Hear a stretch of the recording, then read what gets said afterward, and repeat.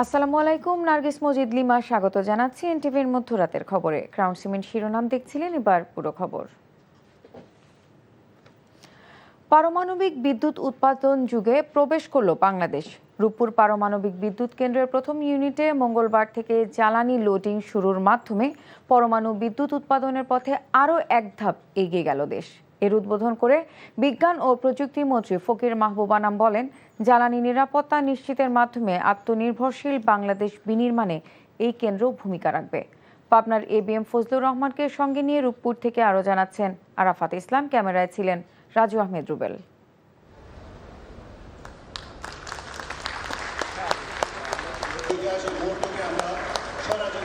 Corona মহামারী, Russia Ukraine যুদ্ধসহ নানা বৈশ্বিক সংকট অতিক্রম করে এক ঐতিহাসিক মুহূর্তের সাক্ষী হলো বাংলাদেশ। আনুষ্ঠানিকভাবে উদ্বোধন হলো পারমাণবিক বিদ্যুৎ কেন্দ্রের প্রথম ইউনিটের জ্বালানি লোডিং কার্যক্রম। মঙ্গলবার পাবনার রূপপুরে এই উদ্বোধনী অনুষ্ঠানের আয়োজন করা হয়। এ সময় ভিডিও বার্তায় আন্তর্জাতিক পরমাণু শক্তি কমিশনের মহাপরিচালক রাফায়েল গ্রাসি বলেন, এই বিদ্যুৎ কেন্দ্র দেশের অর্থনৈতিক উন্নয়নে বড় ভূমিকা রাখবে। New future opens for Bangladesh with clean energy, which will be essential for its economic development.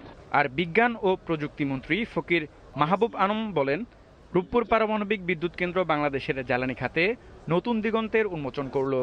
এটি বাংলাদেশের প্রযুক্তিগত আত্মবিশ্বাসের একটা প্রতীক। এটি আমাদের তরুণ প্রজন্মকে নতুন স্বপ্ন দেখিয়েছে, নতুন স্বপ্ন, নতুন উদ্ভাবনে উদ্বুদ্ধ হয়ে এবং প্রমাণ করবে যে বাংলাদেশ বড় লক্ষ্য নির্ধারণ করতে, তা অর্জন করতে সক্ষম। আমি দৃঢ়ভাবে বিশ্বাস করি রূপপুর পারমাণবিক বিদ্যুৎ কেন্দ্র আমাদের জ্বালানি নিরাপত্তা নিশ্চিত করবে। প্রকল্প সংশ্লিষ্টরা জানান, ধাপে ধাপে জ্বালানি লোডিং শেষে চলতি বছরের শেষ নাগাদ প্রথম ইউনিট থেকে পূর্ণ সক্ষমতার 1200 মেগাওয়াট বিদ্যুৎ জাতীয় গ্রিডে যুক্ত হবে। রূপপুর পারমাণবিক বিদ্যুৎ কেন্দ্রের প্রথম ইউনিটে জ্বালানি স্থাপনের মধ্য দিয়ে বিশ্বের 33তম পারমাণবিক ব্যবহারকারী দেশ হিসেবে আনুষ্ঠানিকভাবে পরমাণু বিদ্যুতের যুগে প্রবেশ করল বাংলাদেশ। আগস্টের প্রথম সপ্তাহে এই বিদ্যুৎ কেন্দ্র থেকেই জাতীয় গ্রিডে বিদ্যুৎ সরবরাহ শুরু হবে। এর মধ্য দিয়ে দেশের চলমান বিদ্যুৎ সংকট অনেকটাই নিরসন হবে, এমনটাই প্রত্যাশা প্রকল্প সংশ্লিষ্টদের। রূপপুর পারমাণবিক বিদ্যুৎ কেন্দ্র থেকে আরাফাত ইসলাম, এনটিভি নিউজ, ঈশ্বরদী, পাবনা। প্রধানমন্ত্রী তারেক রহমানের সঙ্গে সৌজন্য সাক্ষাৎ করেছেন রাশিয়ার রাষ্ট্রীয় পরমাণু শক্তি সংস্থা রোসাটমের মহাপরিচালক অ্যালেক্সি লিখাচেভ। সচিবালয়ের মন্ত্রিপরিষদ বিভাগে প্রধানমন্ত্রীর দপ্তরে এই সাক্ষাৎ অনুষ্ঠিত হয়। এ সময় পররাষ্ট্রমন্ত্রী ডক্টর খলিলুর রহমান, বিজ্ঞান ও প্রযুক্তি মন্ত্রী ফকির মাহবুব আনাম স্বপন, ডাক, টেলিযোগাযোগ ও তথ্য প্রযুক্তি মন্ত্রণালয় এবং বিজ্ঞান ও প্রযুক্তি মন্ত্রণালয়ের উপদেষ্টা হিসেবে রেহান আসিফ আসাদ এবং ঢাকায় নিযুক্ত রাশিয়ার রাষ্ট্রদূত আলেকজান্ডার গ্রিগোরিয়াচেভ খুজিন উপস্থিত ছিলেন।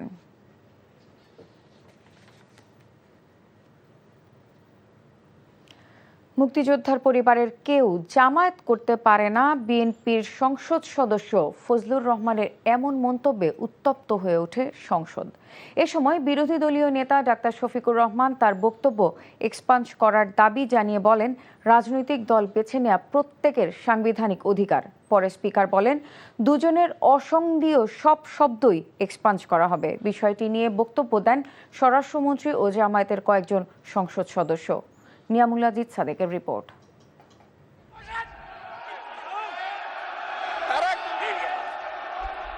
সংসদে হঠাৎই হট্টগোল মুক্তিযোদ্ধা ও জামায়াত ইস্যুতে। ফজলুর রহমান বলেন, জামায়াত আমিরকে সম্মান দিলেও তারা অসম্মানিত করে তাকে। বিরোধী দলের নেতা বলেন, উনাকে আমি অসম্মান করি না, সব সময় মাননীয় বলে কথা বলি, কিন্তু উনার দলের লোকজন এখানে বসে আছে, তারা আমাকে ফজা পাগলা বলে কথা বলে। উনি একদিন এটা বলেন। মাননীয় সদস্য, আমি ওনাকে, আপনাকে কেউ এই ধরনের উক্তি করেছে আপনার সম্বন্ধে? এরকম তো সংসদে কেউ বলে নাই তো। এরকম না বলছি, করেছে। আপনি কেন নিজে টেনে? করেছে আছে এখানে উপস্থিত। আমি দ্বিতীয় দফার বক্তব্যে তিনি বলেন, মুক্তিযোদ্ধা পরিবারের সদস্য হয়ে জামায়াত করতে পারে না কেউ। বিরোধী দলের নেতা বলেছেন উনি মুক্তিযোদ্ধা পরিবারের লোক এবং উনি শহীদ পরিবারের লোক এবং উনি জামাতে ইসলাম করেন। এটা ডাবল অপরাধ। মুক্তিযোদ্ধা পরিবারের লোক কেউ জামাত করতে পারে না। আর শহীদ পরিবারের লোক। এখন আমার মনে হচ্ছে আপনি নিরপেক্ষ নয়, আপনি শুধু জামাত ইসলামী আর মুসলমান আর ইসলামী আন্দোলনকে আঘাত করার জন্যই পার্লামেন্টে বক্তব্য রেখেছেন। এরপরই হট্টগোল ও শোরগোল শুরু হয় সংসদে। স্পিকার সবাইকে শান্ত করতে নিজে দাঁড়িয়ে যান। বিরোধী দলের সদস্যদের শান্ত থাকার আহ্বান জানান তিনি। মাননীয় সদস্যবৃন্দ, এটি বাংলাদেশের জাতীয় সংসদ। এখানে প্রত্যেকেই নির্বাচিত হয়ে এসেছেন, প্রত্যেকেরই এখানে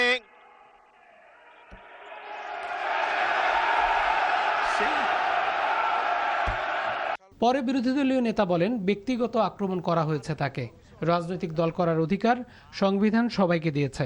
মুক্তিযুদ্ধে তার অবদান সবকিছুই বলেছেন, কিন্তু নিজের অবদান বলতে গিয়ে আরেকজনের অবদানের উপরে হাতুড়ি পেটানোর অধিকার কাউকে দেওয়া হয়। এটি আমার নাগরিক অধিকার। আমি কোন দল করব, কোন আদর্শ আমি অনুসরণ করব, এর উপর হস্তক্ষেপ করার ন্যূনতম কোনো অধিকার রাষ্ট্র কিংবা সংবিধান কাউকে দেয়নি। আমি এটার তীব্র নিন্দা জানাই। আমার আইডেন্টিটি নিয়ে প্রশ্ন করা হয়েছে, এটা গুরুতর অপরাধ করেছেন উনি। আবার আমার আদর্শ সিলেকশনের ব্যাপারে উনি কথা বলেছেন, এটা বাড়তি অপরাধ করেছেন। পরে স্বরাষ্ট্রমন্ত্রী বলেন, বিরোধী দলের মুক্তিযোদ্ধা থাকার বিষয়টি ভালো, কারণ মুক্তিযুদ্ধকে ধারণ করেই বাংলাদেশে রাজনীতি হওয়া উচিত। আমার মাঝে মধ্যে শুনতে ভালো লাগে যখন মাননীয় বিরোধী দলীয় নেতা বলেন যে তিনি শহীদ পরিবারের সন্তান। আমরা এটাকে ধারণ করি।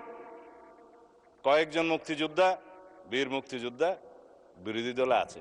আপনি নিজেই স্বীকৃতি দিয়েছেন কয়েকজন মুক্তিযোদ্ধা আছে।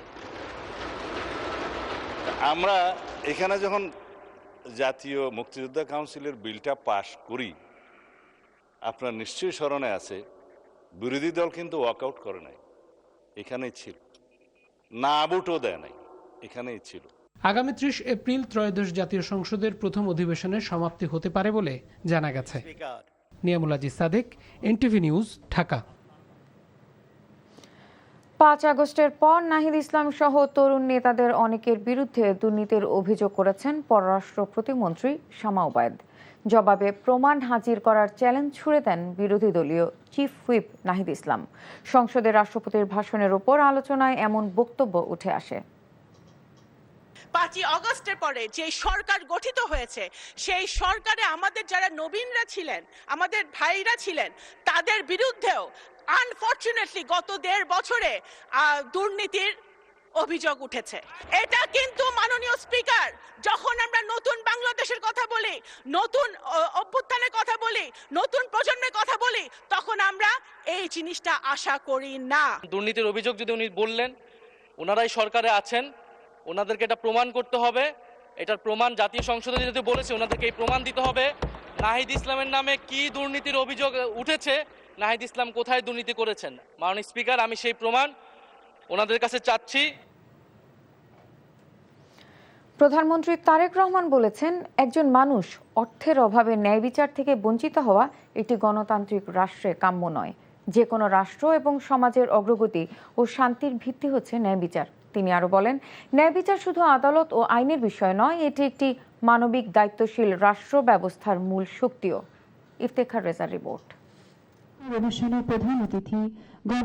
জাতীয় আইনগত সহায়তা দিবস 2026 উপলক্ষে রাজধানীর শহীদ আবু সাইদ ইন্টারন্যাশনাল কনভেনশন সেন্টারে আলোচনা সভায় প্রধান অতিথি হিসেবে অংশ নেন প্রধানমন্ত্রী তারেক রহমান। প্রধানমন্ত্রী বলেন, দেশের গণতান্ত্রিক যাত্রা সুসংহত করতে রাষ্ট্রের ন্যায়ের শাসন প্রতিষ্ঠার বিকল্প নেই। ন্যায় বিচার কখনোই কেবল আদালত কেন্দ্রিক নয়, কোনো প্রক্রিয়া নয়, এটি কোনো জীবন্ত মূল্যবোধ। এটি একটি জীবন্ত মূল্যবোধ যা রাষ্ট্রের প্রতিটি নীতি, প্রতিটি সিদ্ধান্ত এবং প্রতিটি প্রতিষ্ঠানের কার্যক্রমে অবশ্যই প্রতিফলিত হওয়া প্রয়োজন। ন্যায়প্রণতা তখনই অর্থবহ হয়ে ওঠে যখন আইন মানুষের উপর প্রয়োগের একটি যান্ত্রিক উপায় না হয়ে বরং তাদের মর্যাদা সংরক্ষণ এবং প্রাপ্ত অধিকার নিশ্চিত করার একটি গভীর নৈতিক অঙ্গীকারের রূপ নেয়। একজন মানুষও যাতে বিচার প্রাপ্তি থেকে বঞ্চিত না হয়, সেই লক্ষ্য সামনে রেখে সরকার লিগ্যাল এইড কর্মসূচিও অব্যাহত রাখবে। একজন ভুক্তভোগী টাকার অভাবে আইনজীবী সহায়তা নিতে পারবে না, এমনটা যেন না হয়, সেটি সরকার চেষ্টা করবে সারপতভাবে নিশ্চিত করতে। আর্থিকভাবে সামর্থ্যবান নয় এমন মানুষদের জন্য অ্যাক্সেস টু জাস্টিস নিশ্চিত করতে সরকার সুনির্দিষ্ট পরিকল্পনা গ্রহণ করেছে। দেশের সকল নাগরিকের বিচার প্রাপ্তি নিশ্চিতে সরকার বিভিন্ন বিধিবিধানের পরিবর্তন এনেছে। যেহেতু ন্যায় বিচার প্রাপ্তি প্রতিটি মানুষের সাংবিধানিক অধিকার, যেহেতু সেই অধিকার যাতে প্রত্যেকটি মানুষ চর্চা করতে পারে, তাদেরকে সরকার যথাসাধ্য লিগ্যাল এইড দিবে। এই লক্ষ্যে ইতিমধ্যে সরকার সংশ্লিষ্ট বিধিবিধানের প্রয়োজনীয় সংশোধন এনেছে। রাষ্ট্রের ও ব্যক্তি পর্যায়ের খরচ কমাতে মামলার আগেই আলোচনার মাধ্যমে সমস্যা সমাধান সম্ভব বলেও মন্তব্য করেন প্রধানমন্ত্রী। Iftekhar Reza, NTV news, Dhaka. দেশে কোনো জঙ্গি তৎপরতা নেই বলে জানিয়েছেন স্বরাষ্ট্রমন্ত্রী সালাউদ্দিন আহমেদ। আওয়ামী ফ্যাসিবাদী সরকার জঙ্গিবাদকে রাজনৈতিক হাতিয়ার হিসেবে ব্যবহার করেছে বলে অভিযোগ করেন তিনি। এদিকে কিছু উগ্রবাদী আইনশৃঙ্খলা বাহিনীর নজরদারিতে আছে বলে জানিয়েছেন প্রধানমন্ত্রীর তথ্য উপদেষ্টা জাহিদুর রহমান। আপেল শাহরিয়ারের রিপোর্ট। রাজধানীর আগারগাঁওয়ে কোস্টগার্ডের প্রতিষ্ঠা বার্ষিকীতে উপস্থিত ছিলেন স্বরাষ্ট্রমন্ত্রী সালাউদ্দিন আহমদ।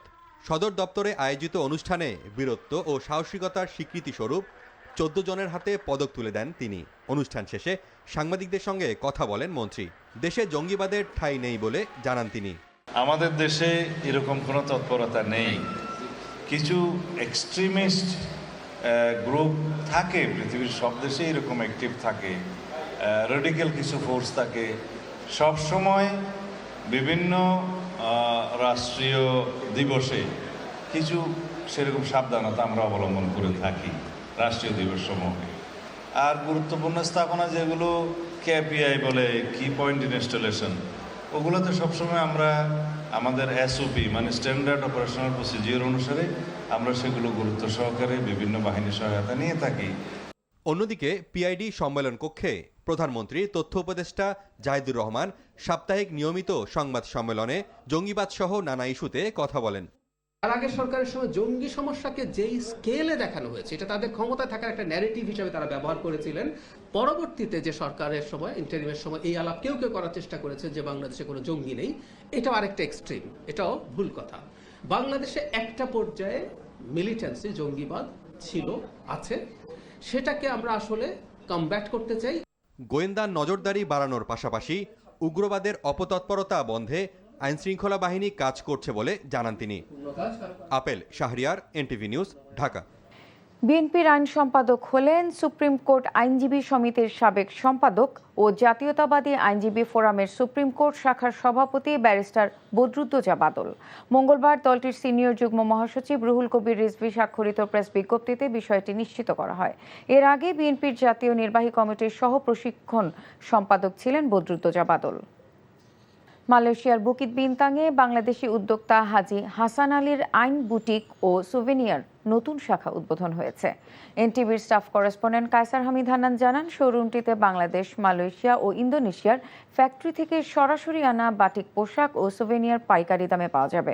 উদ্বোধনী বক্তব্যে হাজি হাসান আলী বলেন, বুকিত বিনতাংয়ের মতো গুরুত্বপূর্ণ স্থানে অরিজিনাল বাটিক ও সুভেনিয়ার পৌঁছে দিতে পারা তার কাছে গর্বের বিষয়। তিনি এটিকে প্রবাসী বাংলাদেশিদের সম্মিলিত সাফল্যের প্রতীক হিসেবে মন্তব্য করেন। অনুষ্ঠানের বিশেষ আকর্ষণ ছিল এতিম শিশুদের অংশগ্রহণ, যাদের নিয়ে উদ্যোক্তা তার নতুন যাত্রা শুরু করেন।